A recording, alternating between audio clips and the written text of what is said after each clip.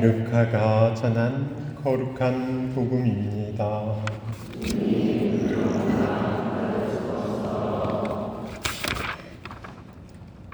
그때 지도자들은 예수님께 이 자가 다른 이들을 구원하였으니 정말 하느님의 메시아 선택된 이라면 자신도 구원해 보라지 하며 빈정거렸다. 군사들도 예수님을 조롱하였다. 그들은 예수님께 다가가 신 포도주를 들이대며 말하였다. 내가 유다인들의 임금이라면 너 자신이나 구원해 봐라. 예수님의 머리 위에는 이 자는 유다인들의 임금이라는 죄명패가 붙어 있었다. 예수님과 함께 매달린 죄수 하나도 당신은 메시아가 아니오 당신 자신과 우리를 구원해 보시오 하며 그분을 모독하였다. 그러나 다른 하나는 그를 꾸짖으며 말하였다. 같이 처형받는 주제에 너는 하느님이 두렵지도 않으냐? 우리야 당연히 우리가 저지른 짓에 합당한 벌을 받지만 이분은 아무런 잘못도 하지 않으셨다. 그리고 나서 예수님, 선생님의 나라에 들어가실 때 저를 기억해 주십시오 하고 말하자 예수님께서 그에게 이르셨다.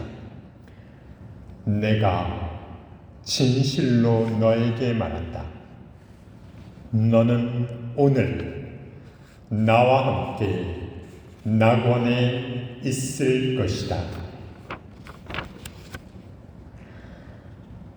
주님의 말씀입니다.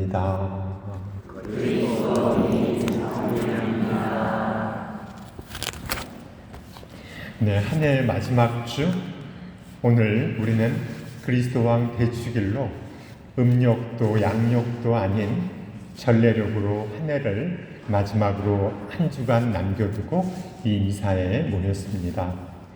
그리스도는 왕인데 그 왕은 우리에게 어떤 의미인가? 그리스도 왕 대축일 어떤 똑똑하고 잘생기고 정말 집안도 좋고 뭐 하나 빠질 것 없는 믿음 좋은 어떤 한 청년 하나가 성당을 쭉 다니면서 언젠가부터 이런 생각이 들더랍니다. 예수님은 분명 좋은 분이고 훌륭한 분이고 믿음을 갖는 것은 좋은 것이지만 그런데 예수님은 분명히 좋은 분이긴 분이시지만 살아가는 데는 구체적으로 살아가는 데는 별로 도움이 안 된다. 어려울 때나 힘들 때 어떤 실질적인 도움이나 즉각적인 도움이 눈에 보이지 않기 때문에 그렇게 분명 좋은 분이긴 좋은 분인데 그렇게 살아가는데 큰 구체적인 도움은 되지 않는 분이라고 생각을 하였다고 합니다. 그렇다고 해서 이제껏 다녀온 성당을 나가기도 그만 다니기도 그렇고 예수님을 안 믿자니 그것도 아닌 것 같고 그냥 그렇게 그는 그럭저럭 성당을 오가는 가운데 자신이 하는 일을 최선을 다하며 주위로부터 큰 신망과 그리고 총망을 받는 그런 사람이었다고 합니다. 그러던 어느 날 그는 언젠가부터 조금씩 배의 통증을 느껴 참고 미루다가 병원을 갔는데 병원에서는 그에게 큰 병원으로 가보라고 이야기를 하였습니다. 큰 병원에 가니 그는 의사로부터 앞으로 살 날이 한 달 정도뿐이 남지 않았으니 준비를 하라는 청천벽력과 같은 말을 듣습니다. 모든 면에서 뛰어난 그가 이제 한 달여에 3주에서 4주 정도의 시간뿐이 남지 않았다 하니 그는 아무것도 하지 않고 하루를 보내는데 어느 날 자신이 쓴 박사학위 논문이 통과되었다는 통보를 받습니다. 그것도 미국에서 가장 유명한 인류대학교에서 그 박사 논문이 통과되었으니 그 박사학위 인증서가 그에게 배달된 것입니다. 그는 그 인증서를 그저 물끄러미 바라만 보았습니다. 얼마 뒤 그는 자신의 외할머니가 선종을 하는 그런 일을 맞이하게 됐습니다. 그리고 그 얼마 뒤 그는 한 통의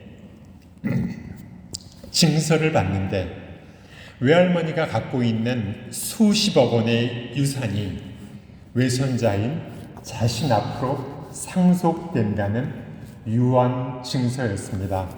그는 그 유언 증서를 책상 위에 올려놓고 그저 하염없이 창문만 바라보았습니다. 그리고 한 달이 다 될 무렵 그는 자신이 진정으로 사랑했던 아름다운 여인에게 전화를 받습니다. 당신의 청혼을 받아들입니다. 자신이 바라던 세 가지 그 모두를 다 이루고 그러나 그는 아무것도 느끼지 못한 채 그저 창밖만 바라보고 있다가 어느 날 그는 얼마 동안 가지 않았던 성당에 가게 되었습니다. 성당에서는 다음과 같은 복음이 읽혀졌습니다. 제자들이 모두 떠나고 자신을 따르던 모든 사람들이 다 떠나고 세계의 십자가에서 마지막을 맞는 오늘 복음의 예수님. 복음에서는 이러한 말이 나옵니다. 한 죄인의 말, 예수님, 선생님의 나라에 들어가실 때 저를 기억해 주십시오. 내가 진실로 너에게 말한다. 너는 오늘 나와 함께 낙원에 있을 것이다. 의사가 말한 거의 한 달이 지나고 그에게 들려진 이 말씀, 선생님의 나라에 들어가실 때 저를 기억해 주십시오. 이 부분에서 그는 폭풍 같은 눈물과 울음을 참지 못하고 성당에서 흐느껴 울었다고 합니다. 그리고 시간이 되어 그는 이 말씀을 안고 또 다른 길, 가득 찬 희망을 안고 또 다른 하느님이 준비하신 길을 따라 희망으로 길을 떠났다고 합니다. 제가 존경하던 신학교 교수 신부님께서는 오늘의 이 복음 말씀을 인용하시면서 이렇게 말씀하셨습니다. 예수님의 일생은 이 세계의 십자가, 그 십자가 가운데서 죽음을 맞는 것으로 사람들에게 완전한 실패자, 정말로 철저히 무너진 아무것도 남지 않은 완전한 실패자로 각인되었다고. 그런데 그 완전한 실패로 끝난 그분의 삶이 3일 뒤, 정확히 3일 뒤 부활로 이어져 인류 역사상, 이 세상 모든 역사를 통틀어 가장 큰 반전을 이루셨다고 말씀하셨습니다. 그리고 이렇게 말씀하셨습니다. 너희들이 살아가면서 앞으로 너희가 완전히 실패했다고, 정말 이보다 더 무너질 수 없을 것이라고 느껴질 만큼 완전히 실패했다고 느껴질 날이 너희에게도 분명히 올 것이다. 그때 내가 한 말을 잊지 말아라. 저는 저에게 이러한 일이 일어날 거라고는 생각하지 않았습니다. 그러나 저도 어느 한순간 너무나도 많은 것을 잃었다고 생각될 때가 있었습니다. 그리고 그 많은 것을 잃었는데 그에 비해 정작 예수님은 나에게 너무 멀리 떨어져 있다고 느껴질 때가 있었습니다. 전혀 희망이라고는 느껴지지 않을 때, 오늘 예수님도 그러하셨습니다. 비참하게 자신을 따르던 사람들 모두 도망가고 오로지 죄인들 둘만 남긴 채로 그분은 비참한 죽음을 맞이하셨습니다. 그런데 완전한 실패로 끝난 그분의 죽음이 하느님께서 준비하신 또 다른 더없이 빛나는 문으로 열려지기 위한 문이었습니다. 우리는 살아가면서, 저와 여러분, 우리는 살아가면서 크건 작건 간에 우리는 매일매일 실망하고 좌절하고 때로는 절망하기도 합니다. 올 한 해 우리가 보내면서 돌아보니 아무것도 잃은 것이 없다고 생각될 때가 있습니다. 속절없이 올 한 해도 이렇게 지났구나. 하지만 그게 아닙니다. 그렇게 보여진 것 너머에 하느님이 준비하신 또 다른 계획이 우리 안에 숨겨져 있을 따름입니다. 하느님을 믿는 사람은, 하느님을 믿는 우리는 모든 것이 좋건 안 좋건, 좋은 일이건 안 좋은 일이건 모든 것이 서로 협력하고 작용하여 결국은 좋은 것으로 이루어진다는 것이 우리의 믿음입니다. 우리가 살아가야 할 이유가 바로 여기에 있습니다.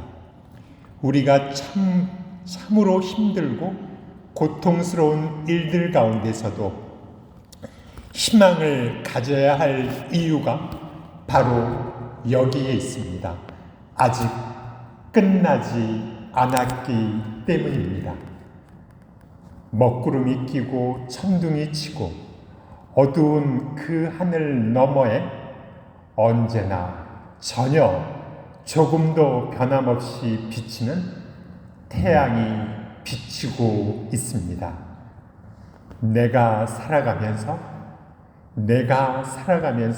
큰 세 가지 절망이 있다면 하느님께서는 그 세 가지를 넘어 우리에게 준비하신 더없이 큰 희망의 약속이 우리를 위해 지금도 준비하고 우리에게 주실 날을 기다리고 있음을 기억하며 한 해의 마지막 날 그리스도 왕 대축일을 보냅니다. 천주의 성모님, 저희를 위하여 빌어주시오.